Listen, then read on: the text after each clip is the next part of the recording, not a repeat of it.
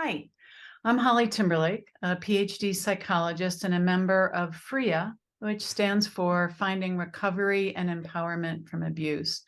We're an online support site for those who are and have been surviving through sexual abuse and domestic violence. Angela Clark, who's with me today, is also a member of FREA. I've written an article about the Sound of Freedom film, its import, and the controversies that have erupted around it, and about what FREA offers for survivors, as well as other information about what help is available for people wanting to heal. This article includes information from Angela about how to get involved in the movement to stop human trafficking. Angela, like the women in the article who have been interviewed elsewhere, points out that the concern that the film takes away from the work being done in this country with the child trafficking that happens here, a much more voluminous issue according to statistics and experience. So we are going to have a conversation here about the anti-trafficking movement in the United States to educate us all more about the complexities and the realities of these horrific occurrences. So, hi, Angela. Hello, Holly. See you. You've been involved in the anti-trafficking movement now for quite some time in a number of capacities, as I kind of remember it and understand it. And so perhaps you'd like to start by, sharing a summary of your own involvement. Sure, thank you. So first of all, I would say that my memories came back in 2010 at the age of 42. And prior to that, I didn't remember any of my childhood until I was for the first 8 years.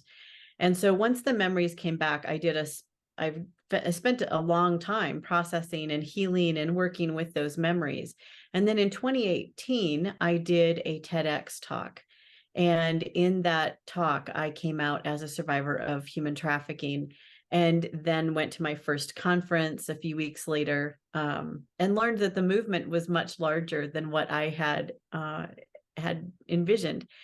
And from there, I got plugged into public speaking, doing 101 training in and around my local community.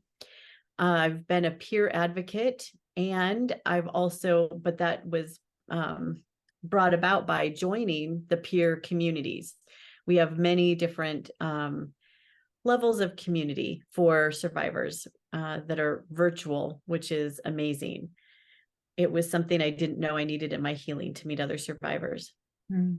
Most recently, the two things that I'm most excited about in my recent years of doing this work is that I'm a research assistant for a groundbreaking data set. And it's very, it's been very empowering to help inform the dissertation of the student, and also help create the list of questions that are being asked. And then eventually we'll be working with the data set as a group. And there's 5 lived experience experts with the researcher.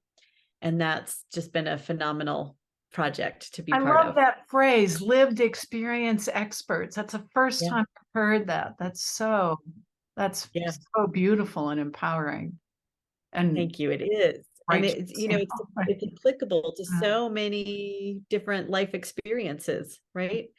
Exactly. So then the other thing that I'm doing most recently, in June, I started a full-time job in the corporate sector. And what we do is we support the grant recipients that the Office of Victims of Crime give out, the grantees that get that money. They need support in running their organizations, and we help them develop their policies and procedures and, all of that kind of stuff. So that's where I'm at currently.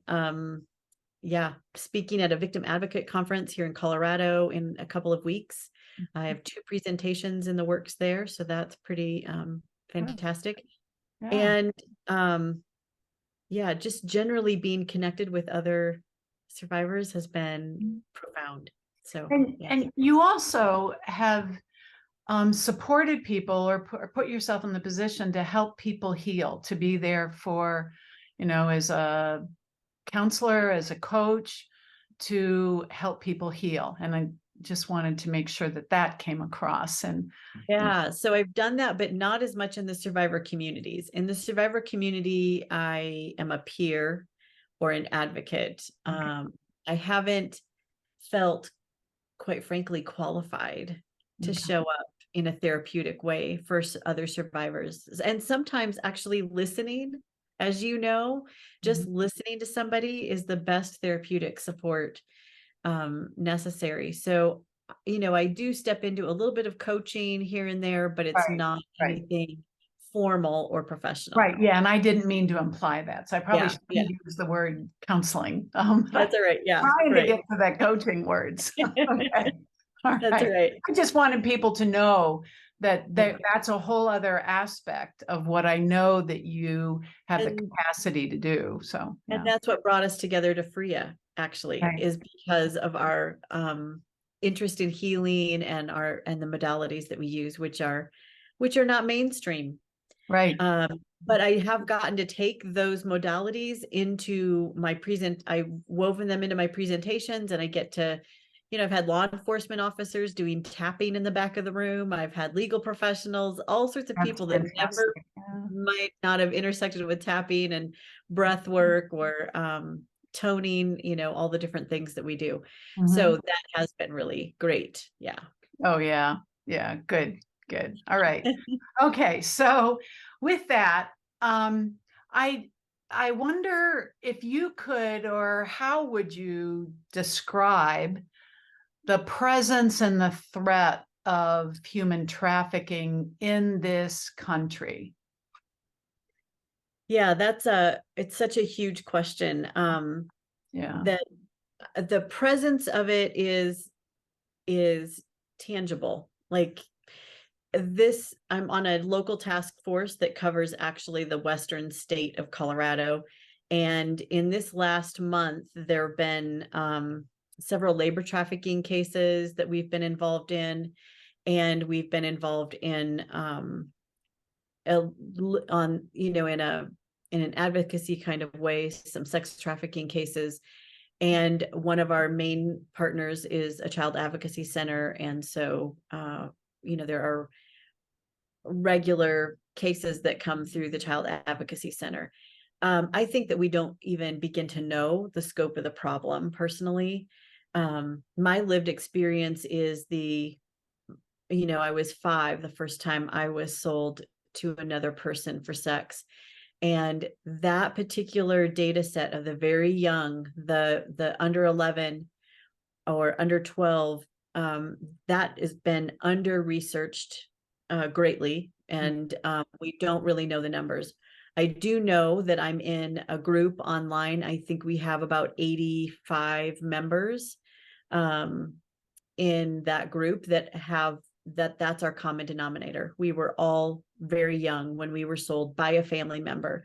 There's also the data set of people, or the population of people that were trafficked by maybe a neighbor or a teacher or somebody else in their life. So it's not a direct caregiver at that young age. And then the other population of people that I've been privileged to meet are those that were labor trafficked as children.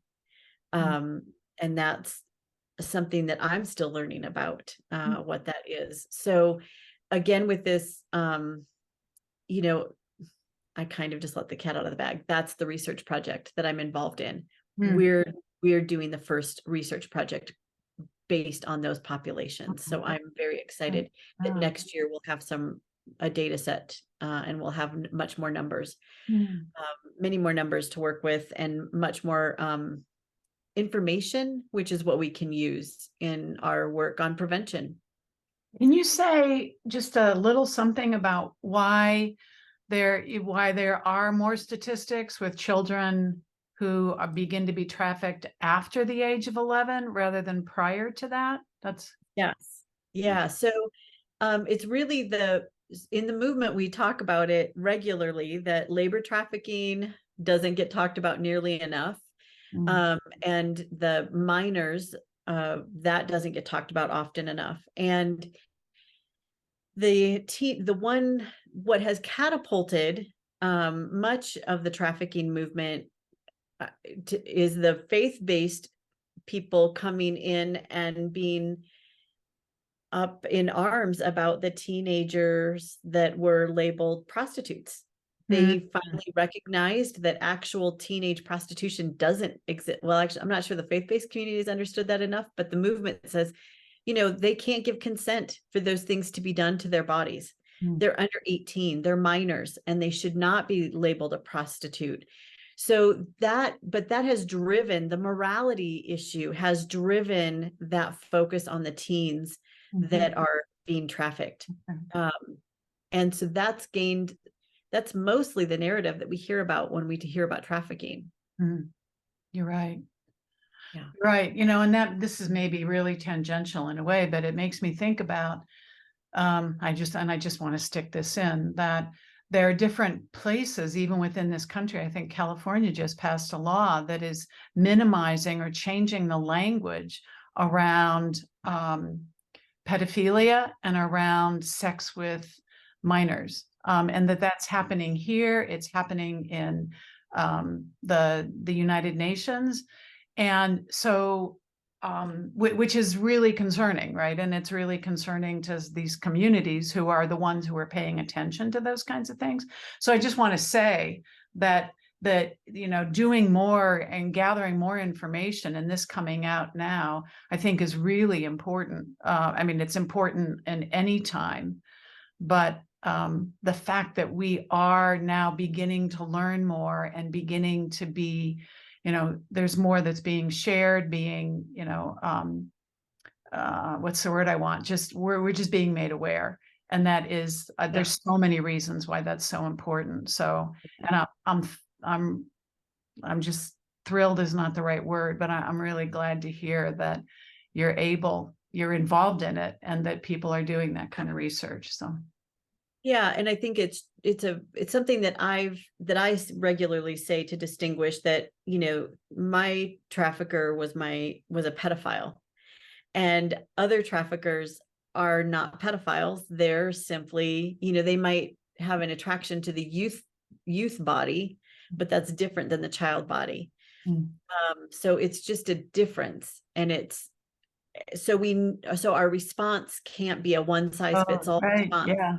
We have to have a response that is specific to the circumstances and situations regarding all of the different, there's there's organized crime involvement. There's a lot of variables. And that's one of the things that a colleague said recently, that this particular crime is different from some other crimes because of the variety of intersections that, like the list that I just started, and it's a much longer list, family controlled, gang controlled, cult controlled. There's also other drivers like socioeconomic drivers of poverty, of, just home instability. It's very, like, we could be here for hours if we went into all of that. So we'll skip that narrative and just encourage people to go to a 101 training in your local area. But I'm really glad you brought that up, because most of us aren't going to go to a 101 training. Some of us will. But for people to understand that, even for me to understand that more, is really important. That's really important. Good. So, okay, kind of taking off on that, do you, and you began to answer this a little bit, but do you have any idea how many people are involved in trafficking and in efforts to help people heal from trafficking? And I want to say that when I say heal from, I realize there's two different involvements here. There's both the healing involvement and the legal involvement. Those seem to me to be the two largest aspects of the anti-trafficking movement. I could be totally wrong about that, but so I'm wondering if you could speak to both of those. Yeah, so we don't really have numbers. Polaris Project is the national hotline, and they've got some data sets around how many calls they've received and that on their website. And I just usually let people go because I want you to read the whole thing. We need to understand the data that we're reading about rather than just grabbing a number and thinking we understand what that number means. So I would encourage you to go to their website to check that out. Mhm. And a number of cases prosecuted, just like with sexual assault and domestic violence, actually, it's very small. Mhm. Right. So that's actually not a good data set to look at all as far as the numbers of how often it is. It is not always, but oftentimes up to the survivor, especially when we're talking about age 18 and up. The survivor gets to choose whether or not they want to pursue prosecution. They want to press charges. Oftentimes, safety is such an issue that they don't want to go through the legal process. Understandably. Only when minors are involved Mhm. that the minor doesn't get to choose whether or not prosecution happens. But it's a very difficult case, just like sexual abuse cases. It's very difficult to prosecute. So not many get prosecuted. Okay. So when we talk about organizations that are doing the work of helping survivors heal, what I like to think about are the stages of change model, and you're familiar with that as a therapist. So we see a high recidivism rate in the anti-trafficking movement, just the same as we do in the intimate partner violence movement, domestic violence, and that's because there are a lot of barriers and obstacles in the recovery process, and sometimes it's just really hard. And so we go back to what we know, and where we know we can have some of our basic needs met, even if they're problematic or they're detrimental. We still go back to what we know.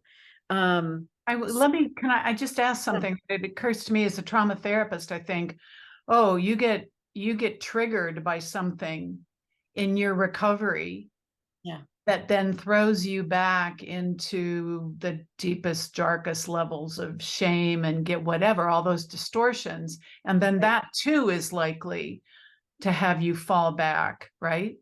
Into getting yourself caught up or involved in it again. Right. Okay. So something that I said recently to a colleague who said, "Oh, I don't know if we should say that when we do a presentation, this presentation that we're preparing for." So when I look at the root historical issues around what created, especially in the United States, this underground, in the shadows, crime that's been happening for a very, very long time of trafficking, capitalism is really the root driver for so much of it. And then when we come out, we exit a situation. And for myself, I've had a hard time playing nice in the capitalistic world. I haven't liked being, when we're micromanaged at work, that's it brings up the things that our trafficker did, the micromanagement of who our day-to-day activities. One of the things I do right now is I review policy and procedure for different organizations. And in one organization, it said, whenever possible, remove privacy in this particular setting, because the organization is feeling like that's a risk if they give privacy to the survivor. But from my lens, that's an invasion of privacy is exactly what traffickers did for ongoing force, fraud, and coercion, which is the legal definition for trafficking, a situation where there was a commercial exchange, and the grooming tactic involved force, fraud, and coercion. So I think when we talk about stages there's people that, there's organizations that help people literally exit. They provide transportation, they provide the basic shelter, it might be living at a shelter actually, but they help hook people up to the resources that they need. And then that person is going to need a different set of help. And so that usually they move on to a different organization, and then a different organization. And even now for me at age 55, many years out of my situation, there are resources that I need from time to time. And that's what's missing. And in the long-term support for survivors, in many ways, we do need lifelong support, like having access to therapy with a therapist that can really hold our stories. Somebody who's really informed in cult theory, and some of us need to go through different nuances of that. So that's so there's the numbers. I don't even know how many organizations. I know that the government gives a lot of grants every year. They have $30 million in funding, the Office of Trafficked in Persons. And some of that probably goes to, the programming that they offer, but a good number of it goes out in grants to different organizations across the country. I think in any region, so I could live in a rural area, that's going to, we have on the Western Slope, we've identified maybe 3 organizations, and that's covering many, many counties that will offer services that extend them to victims of trafficking, but their primary people that they serve are sexual assault and intimate partner violence or domestic violence survivors. So when you go into a place like Denver, Colorado, or Phoenix, Arizona, those are much bigger, higher populations, and you're probably going to find dozens of, and there might be some that are devoted just to survivors of trafficking. So it really varies, and I don't know. That's a great question. I've wondered it myself, but we don't have a hard number, and some of that's because they'll serve that population, but they also serve other populations. So yeah, we don't have a good national resource list yet. Well, that's good. That's good. So part of what I'm hearing you say is that initially in anti-trafficking work at a maybe primary direct level, that the first part is the search and rescue, you go in, right. And you create, and I know a little bit about the legal aspects of this, and that you go in and you actually create you create the dynamics so that people can leave and you can help them leave. And then once they get out, then there's the whole all the needs for healing and for reestablishing or establishing your life as a person who can make their way outside of the trafficking world is really what's really complex, right? Yeah, it is complex. Your point, it is, Sometimes survivors will need a high school diploma.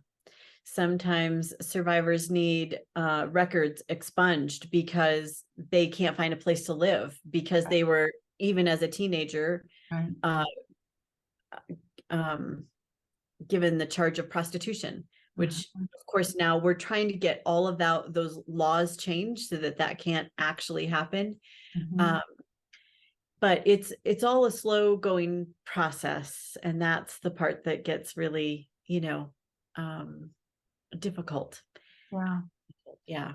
I know a number of years ago in Cleveland, there's a program that started with one judge, and was it a bailiff, somebody else, but it was like they understood that, and so people who were coming into the court through them, they were informed, like they were sort of trafficking informed, right?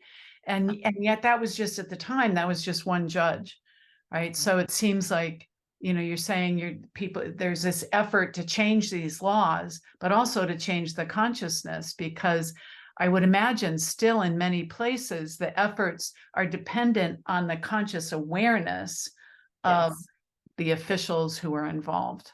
Right? Yes. So to bring it back to the Sound of Freedom movie, I will point out that that particular situation of the trafficker was a woman, which we always think of a man as a trafficker, but that's a misnomer. So we have to keep disrupting our biases around this.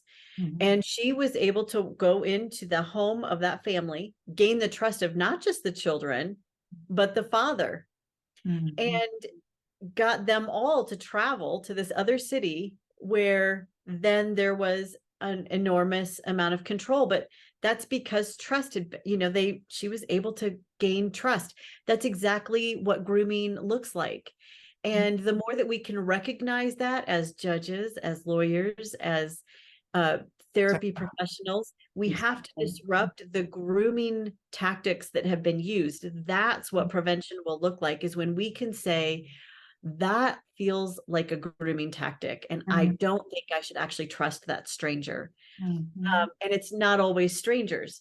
In fact, more oftentimes than not, it is people we know in our community, in our world, or in our little, by world I mean our little network of people. But I will also say that the stranger danger approach has changed. Now we approach that with online stranger danger. And what I encourage people to do in my presentations is prepare your kids for when it's going to happen that they're going to be approached by a stranger. In my region, in a county next door, there was a sheriff's deputy that I had a conversation with, and he told me about a young man that had been approached online by a, very attractive female, and this was a teenager. And, when this attractive female in photos, which is probably not who is actually the driver behind, that fake profiles can be made so easily. Then that person asked for some photos. So, oh yeah, I'll give that person some photos. They're interested in me. That's oftentimes what's happening in the teenage world. Even in the minors, younger world, someone's interested in me. They're taking an interest in me. So if you're that safe adult in a child's life, step in and have these hard conversations of preparing a kid for when this person is going to approach you. What ended up happening in that case was that person said, okay, I'm going to share these with everybody online unless you give me $200. And then the kid rallied up $200 and sent it off. And then they came back and said, okay, now 500. And that kid again came up with the 500. And then the next thing is a $2,000 ask. And that kid was trying to raise $2,000. And that's when the sheriff's deputy was alerted to something happening, and they were able to go in and interrupt that situation. But that's how vulnerable our kids are. And they're ashamed. They don't want to tell that they trusted and they were, flattered by this stranger. High rates of suicide with kids are happening because of the shame, and they don't want to go forward and tell that any adult in their life what they said yes to. So I think, and we don't really know the numbers of that either. It's gotten higher because of kids having higher access to laptops and such during the pandemic. But again, it is probably the biggest thing that's happening across the country right now in the movement that we're trying to address. So. Yeah, you brought up a little earlier ago about the hidden nature of all of this. And it just reminded me, earlier I was listening to someone who was saying that, the internet, 35% of the traffic on the internet is pornographic in nature. But I spend lots of time on the internet professionally and personally. I don't run into pornographic stuff hardly ever. So it's like it's there, but my experience doesn't introduce me to it. So it's easy to think it's not a real thing, right? But 35%, I just want to add that, because to me, that's like, there's so much more of this going on than we know. So, yes. That's the other thing I try to emphasize to kiddos, is that those images that you put out there, they never go away. And that NCMEC is doing the National Center for Exploited and Missing Children. Say that again, NCMEC, National Center for Missing and Exploited Children. Okay. They actively try to take down an image, but it's already been shared widely. It's, it's nearly impossible. It's kind of a, the whack-a-mole analogy. Yeah. As Yeah. soon as you get it down, it comes up somewhere else. And so, and from a survivor perspective, there's been survivors that have openly in the forums that I'm in talked about how difficult it is to have that another call from NCMEC saying we found another image, but we need you to testify and say that this is you, even though that image might be 10 or 15 years old. And that's how we need that testimony to be able to prosecute the crime, to be able to prosecute the person whose, laptop we found it on. And that's problematic. So again, are there services for that person as they walk through that? Kind of, but not really. Yeah. You have to be well resourced if you're going to work in the movement and you have lived experience. You have to be well resourced, and we're not. We're not well resourced. But I'm noting that we have gone over our I time by know quite we a bit have. now, We because have. it's Yeah. so hard to talk about this in such a short, succinct way. But there's been such good information come out of this. Like yeah. Yes, So thank you for that. yeah. So I do have some calls to action that I think we Okay. also mentioned in that beautiful blog post that you did. And the first one is to find a local child advocacy center or a local organization that's working to support survivors of violence and donate at least the cost of the movie ticket. If you went to see that movie, then you probably have another 15 to 20 bucks to spend in a donation with your local organization, because those unrestricted funds can be used in the programming that grants don't allow for, and that's imperative. That can be a week's worth of groceries for somebody. That can be something where there's a gap in the service for in the gap in the community for services. So it's imperative that our organizations receive donations. The second thing is to go and seek online. Online or in your local community. I prefer it in person in your local community, but not every community has 101 trainings happening all the time. But go do that and become really well informed about how it shows up in your community. How it shows up is going to differ on the economic drivers, like who are your employers in the area. In Western Colorado, there is labor trafficking on the ranches and in agriculture that's here in our area. We're also a destination point for vacations. So we have labor trafficking on our service providers, like the hotels and motels across the areas where, the highways and the interstates that are coming through. So in every area, though, there's going to be differences and there's going to be nuances. And that's where you can help make a difference, is just to be informed and know that it's happening locally, and just support those organizations that are doing the work. You might need to stuff envelopes, which is probably an outdated term, but in my local task force, I would love it if somebody else came forth to send out our emails that go out to just invite people to meetings. Right now that falls on my shoulders because I'm the one that has the skill set. And I keep asking who else can pay attention to our website? Who else can send out the emails? So it might be literal basic tools like that are very helpful in your local task force or organization. So you can make a difference, and it might not look quite as dramatic or hero driven as the movie portrayed. And I think to that, your point too, or to add to that point, that you could get involved in ways in something that might be pretty scary to you, might be pretty overwhelming, but you could get involved in ways that you're not nearly as emotionally involved, but you're still able to contribute really significant assistance. Right. Yeah. So yep. Every little bit helps in the contribution and awareness building, and you'll be able to talk about it in a full-fledged way once you attend a training. You'll learn so much, and it is through awareness that we're able to break some of the biases that have kept it from being in awareness. And then once we have a really good understanding around all the different nuances, then we can really start to talk about prevention in our local communities.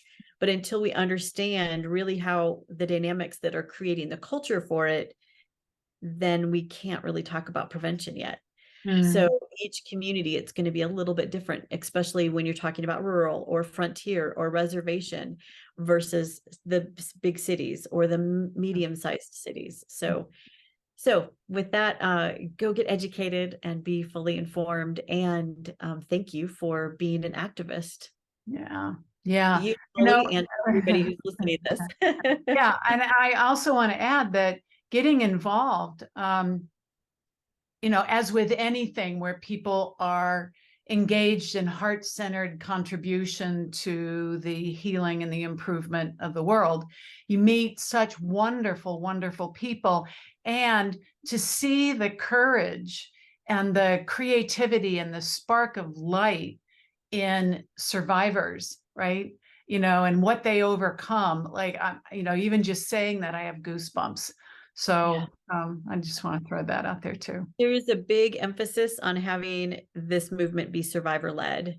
And, for a long time, it was probably led by activists, law enforcement, people who were aware of it being a crime, wanted to make a difference. But what we've learned, and this isn't just from the human trafficking movement, but from the intimate partner violence movement and the sexual abuse survivor movement, is that when the survivors come to the table, the help that we can offer is well informed, and it hits the mark more than it misses the mark.